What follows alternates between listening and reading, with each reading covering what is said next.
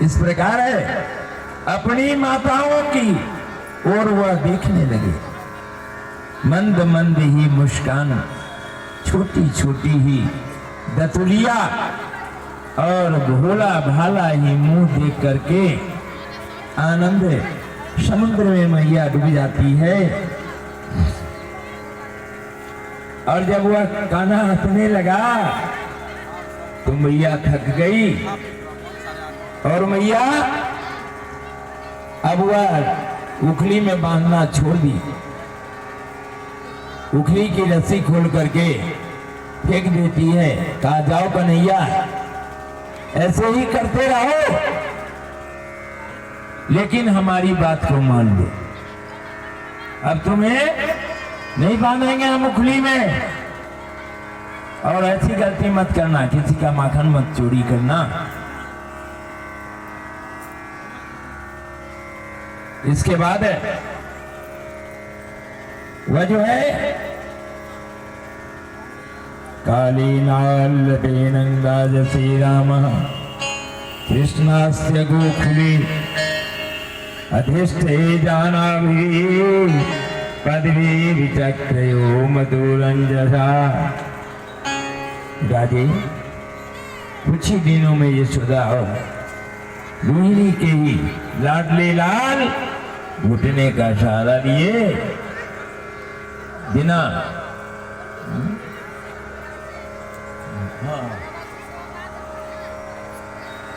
अब इसके बाद उन्होंने खड़े होकर के गोकुल में कभी मथुरा कभी वृंदावन ये दौड़ दौड़ के जाने लगे। कभी यहाँ है कभी वहां है। तुरंत देखा मैया आंगना में है, तुरंत देखा वह मथुरा से चला गया कहाँ, गोकुल। इतने जल्द, हाँ, इतनी तेज तो हवा भी नहीं चलती है जितनी कन्हैया दौड़ के जाता है। कन्हैया के करतूत करने लगी। बाबा के घर आई और यशोदा माता को सुना सुना करके कन्हैया के करतूत करने लगे।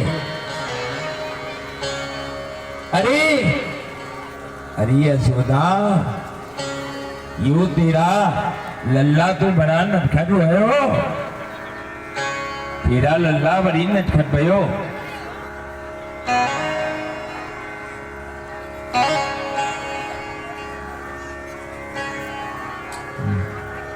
अब इस प्रकार है, गाय दूहने का समय न होने पर भी यह बछड़ों को खोल देता है। हम गैया को क्या दूहेंगे, ये जाकर के बछड़ा को खोल देता है, जाकर के दूध पिला देता है। अगवाली लोग दो दौड़ के आती है, देखो मेरा बछड़ा को खोल दिया, सारे के सारे दूध पी गए हो, ये बहुत बदमाश हो गया है। यह जो है चोरी बरबर ही उपाय, मीठे मीठे ही दही दूध चुरा चुरा करके खा लेता है। यह तो सारा दही दूध वह चुरा करके खा लेता है। अब इसलिए वह जो है परेशान हो गई। वह तो अब व्याकुल हो गई, मैया करे तो क्या करे। अब माखन की वह दही दूध चुरा करके खाता है। अरे कन्हैया, माखन की चोरी छोड़ दे, मैं समझ बुझ करके तुमको यह बात बताता हूं कि माखन की चोरी छोड़ दे। इस प्रकार वह कन्हैया सुनता रहा और कहीं न कहीं जाकर के माखन की चोरी कर लेता है। चोरी करने के बाद फिर वही हालात हो जाती है।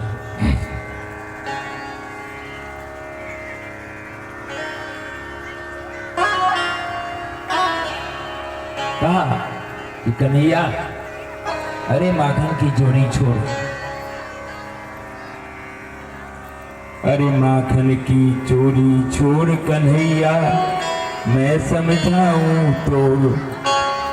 अरे माखन की चोरी छोड़ कन्हैया मैं समझाऊं तो।